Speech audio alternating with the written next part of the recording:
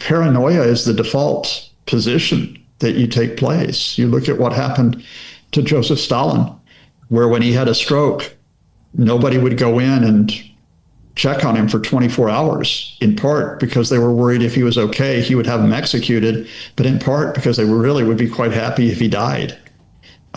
If you look at what has happened to other leaders who have been quickly dispatched from power, such as Nikita Khrushchev, you're never in a fully certain position in terms of the political culture that takes place. And of course, you and I could talk about a number of Russian politicians who've met very, very sad ends in recent years during the Putin years. So, certainly beyond the level of security, if you want to call it security, I think there is that element of always watching your back. What I find interesting here is not just that Putin is having to be very careful in terms of what he does, but that public image that you just mentioned that he projects, which is that they're identical offices. Now, in part, that may be, we don't want you to know where I am, but in part, it's to tell the Russian people, this is normal. Wherever I am, this is my office, this is my seat of power, and that doesn't change, right? So it's to give that impression of stability no matter what the situation is around Putin, no matter where he is, no matter whether he might have a threat against him, whether domestically or from a strike. And Ukrainians have, of course, struck Moscow in the past. So, it's a bit of theater. And it's a bit of theater which is linked to the fact that just as we cannot say for certain that Vladimir Putin will fall from power, we could never say that he is fully assured in that seat that he holds. I also want to mention about another theater, because starting in March 2026, Russian authority body Roskomnadzor will gain the authority to block websites and even shut down the internet across Russia. The war has been raging for 11 years now, and the full-scale war almost for 4 years. Why is Kremlin moving to tighten digital control only now? And what kind of outcome do you think Kremlin want to achieve? Well, I mean, the easy part of that question is the final part, and that is in the type of system that you have in Russia, those who are in power, the Kremlin, those around the Kremlin, they want to control the flow of information so that it's their narrative which prevails. This has happened for some time in Russia. There have been moves to restrict mobile phone apps, for example, to limit what can come in on those. There's been increased surveillance of mobile phone applications that take place. There's been pressure even on providers that have cooperated with the Kremlin, such as Telegram, to provide more information to the Kremlin in terms of what happens. And so controlling of websites, it just so happens that part of what I get to do on a daily basis is also cover countries such as Iran. That's what happens in Iran, that they want to control the narrative when they feel like they are in a situation when they're at war. They want to restrict what Iranians can see. The Kremlin is at war through its invasion of Ukraine. That war is something that does have effects at home. They don't want the narrative of defeat. They don't want the narrative of uncertainty. They don't want the narrative of economic problems to spread too quickly, too far. So you're but the interesting thing about this is my experience also is from covering other places, and I've covered, Syria, Egypt, across the Middle East. When regimes have tried to restrict the internet, people who really want to get around those restrictions can do so, right? And so what I find interesting is going to be the public response to this. Do you have Russians that will continue to seek news even as the Kremlin tries to limit what they can pick up on? And I think that'll be a telltale sign, because if you think most of your population are going to side with you, if you think your population are fully behind your special military operation, you shouldn't have to do this, right? Because they support you. They support what you're doing. So if you're insecure, where you're starting to limit what they can see, you're not confident that everybody's with you indefinitely as you try to conquer Ukraine. Also, U.S. Secretary of State Marco Rubio recently said that the U.S. was running out of options on sanctions against Russia. What does this mean? Because it seems like Trump's administration has not yet used all tools of pressure against Putin's regime, because they could also sanctions another Russia's oil companies, oil banks, and even prevent Russian banks from using U.S. dollar system. I think that was yet another example of Marco Rubio saying, for goodness sake, why doesn't everybody just stop this, and why don't we have peace? And and he does this in different ways. So he's done it in the past by saying, why doesn't everybody stop this, or the U.S. is just going to walk away from all of this, right? Or why doesn't everybody stop this, or we'll just have to cut our assistance, And so now he says, why doesn't everybody stop this? Because, to be honest with you, we're not sure what else we can do. I think the practical side of what Rubio is saying here is that the U.S. is not going to expand those sanctions in the near future.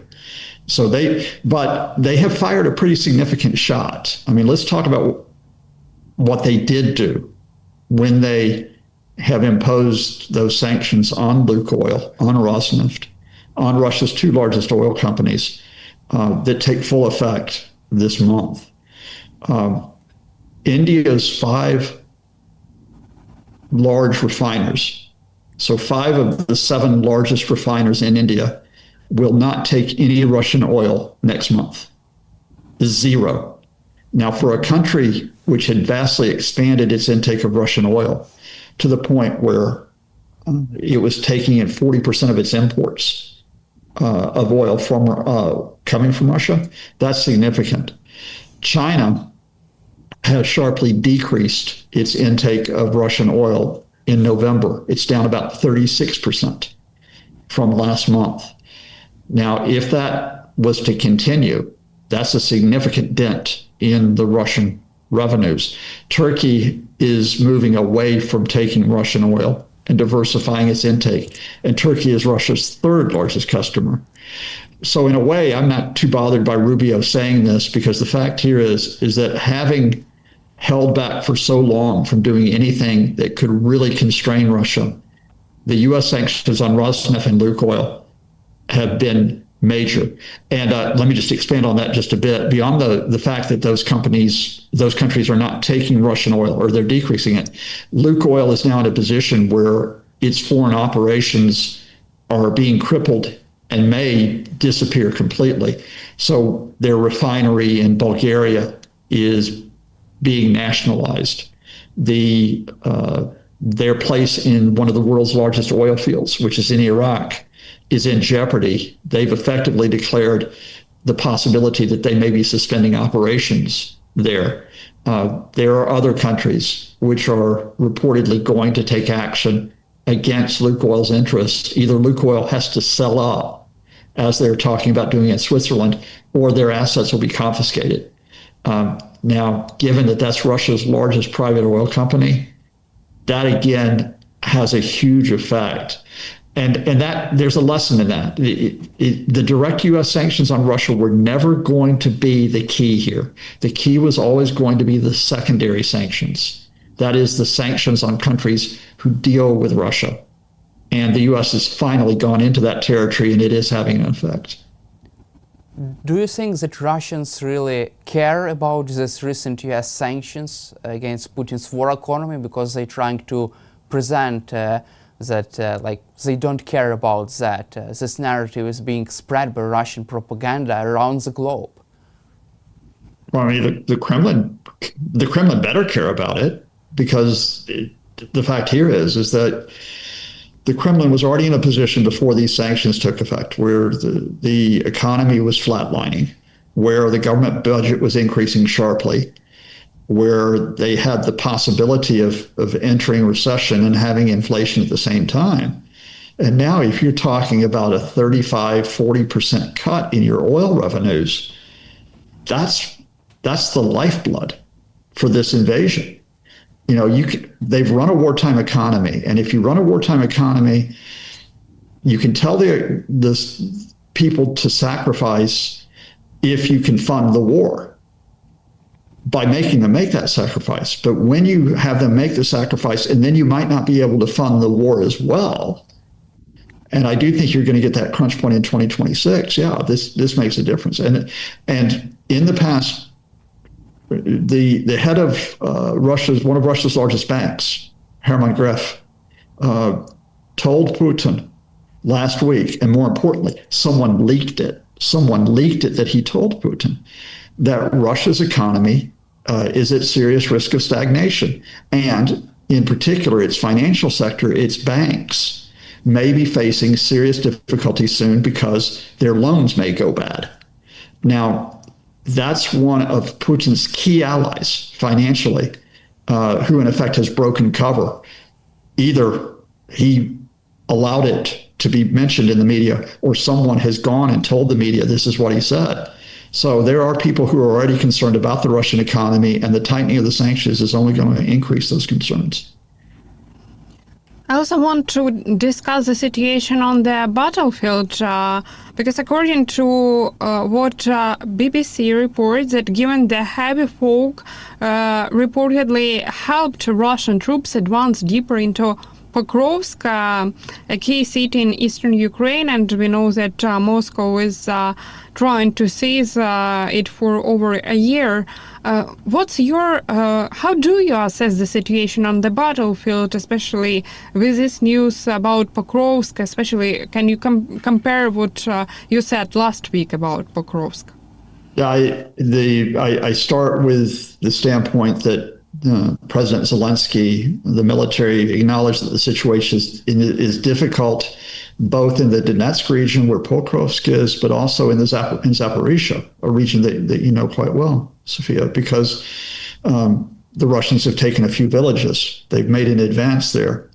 Now, I still come back to this, that is that, however, if we start with Pokrovsk and the area in Donetsk, Pokrovsk has not fallen yet. The latest that we're being told by Ukrainian military is about 300 Russians that are inside the devastated city. The fighting goes on and it continues. Now, it may be possible that Pokrovsk will fall, whether in a few days, few weeks. But at this point, there's not a huge change in the situation in Donetsk from where we were last week. I think what has changed and what is perhaps of concern here is what happened in Zaporizhia, which of course is towards the south rather than the east. That front line had been relatively little change in it. And all of a sudden, Russia has made a push there by taking a few villages and by threatening a couple of towns then in that region. If they could claim that, that would be the first significant events that they've made in Zaporizhia, to my mind, probably since 2023. I'll have to go back and double check that. Now, this is not guaranteed. The fighting is ongoing. So I'd say at this point, you have a battlefield which is in flux. It's not a question of victory or defeat. It's a battlefield which is in flux. But if Russia could advance in Zaporizhia and take Pokrovsk, they could at least tell their people that they have made moves on these two fronts. But I'll actually add one other thing here, and we'll link up what we said about the battlefield, which we said earlier. This may be Russia's last best hope to win. They have got to throw everything at this because they may not be in a position where they can do this next spring because of the economic position, because of the tightening sanctions, and because even Russia, with its advantage in manpower and resources, does not have unlimited military capabilities. I am not surprised that Russia is stepping up these attacks before we get into winter, both the aerial attacks and the attacks on the ground, because that's the logic here. If you know that you may only have 6 months to do this, you don't reduce your operations. You throw everything but the kitchen sink, as we say here, in Ireland. You throw everything but the kitchen sink at Ukraine and see if you can break them. Another interesting statement was made by the Minister of Foreign Affairs of Poland, Radosław Sikorski, and actually it was his third time or second time when he mentioned it. He said that Ukraine will need support for another 3 years. And I'm really curious, why specifically 3 years? From your perspective, what does that suggest about what might come next? What should we expect? Because we know that some intelligence and even our president of Ukraine, Volodymyr Zelensky, said that the West could also face the war with Russia in 3 years. So I'm really curious. No, I'm not sure why Sikorski picked out the standpoint of 3 years. I mean, because there are some officials in Europe, both military and civilians, who are saying, look, you've got to prepare for this type of conflict with Russia indefinitely, or at least as long as Putin is in power. And that could well go beyond 3 years. Without being able, I mean, it'd be lovely to get the foreign minister to come in and explain this to you directly. I can't quite get inside his head on this one. What I would come back and say is Ukraine is going to need support for quite some time, even if we have a settlement. And I come back to what I've told you, where I think this could land, and that is if Russia continues the invasion, you don't simply walk away from Ukraine. You don't simply cut your military and financial assistance. If we get to a point where the invasion is halted, I think we have to accept that the scenario where Russia is in occupation of probably 19% of Ukraine, the existing figure, for the foreseeable future. We don't like that, but that might have to be the position that you accept. It's going to be essential that the other 81% of Ukraine receives all the financial and economic support and military support, first of all, so Russia does not attack again, and secondly, so Ukraine has this path of becoming a country that develops its economic, its political strength. It will be a question of a path to joining the EU. And Ukraine should join the EU, not as a country which is a basket case, is crippled. It should be a country where it has its industrial potential, its agricultural potential, its financial potential should be supported. That's where I would read Sikorski's statement, which is more of that if this invasion is halted, that does not mean this is the end of what takes place, that Ukraine now has to be seen as part of Europe, not simply this country that Europe came in to help. Let's cover also current developments from Ukraine. Ukrainian President Volodymyr Zelensky says that he would provide full support to the investigation of corruption scandal related with his former business partner, and also the corruption probe has already forced out 2 government ministers in Ukraine after President Zelensky demanded their resignation. Don't you think that many people are losing and do not understand the main issue here, that this would not ever happen in Russia? Look, I agree with you that you would not have this type of investigation of corruption in Russia. But I'm going to say this with respect to you and your viewers, that this is not my starting point. And now I'd like to speak to you not just as an analyst, but as you know, as a supporter of Ukraine's resistance. When you have Ukrainians who have faced this battle for their existence for more than a decade, because as Sofia mentioned, this actual Russian invasion goes back to 2014.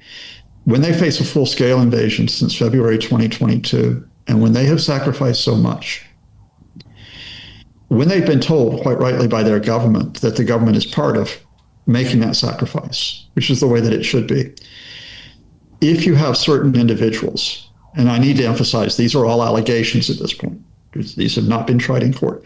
If you have certain individuals who have not made the sacrifices, but who have profited from what has taken place, And if they've profited to the tune of, I'll just use our currency because rather than Ukrainian currency, if they've profited to the tune of millions, tens of millions of dollars, that hurts, I would think, with respect.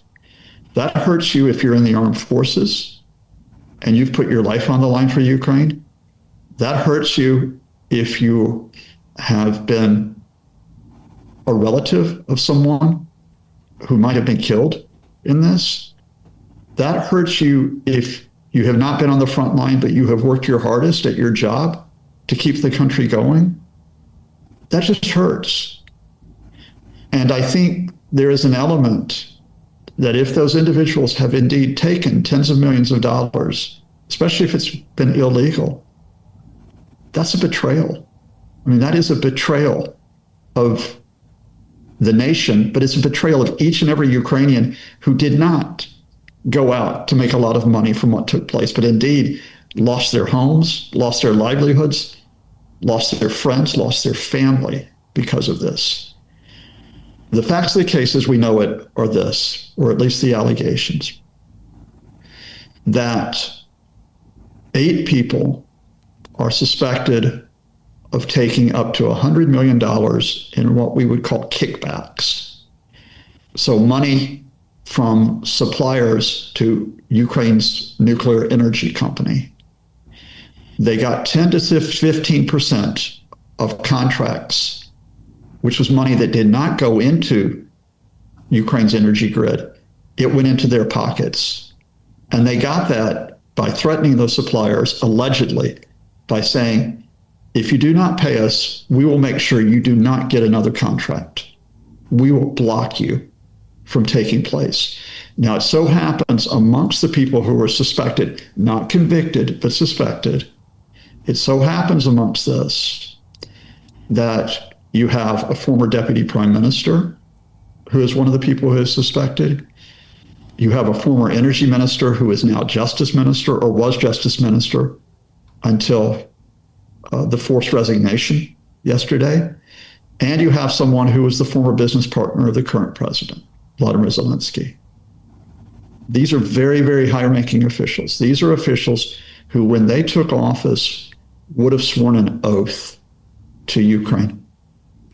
And if they are convicted, not only are they convicted of these criminal charges, they have broken that oath at a time when every Ukrainian has made their own personal oath that they would stand by the nation.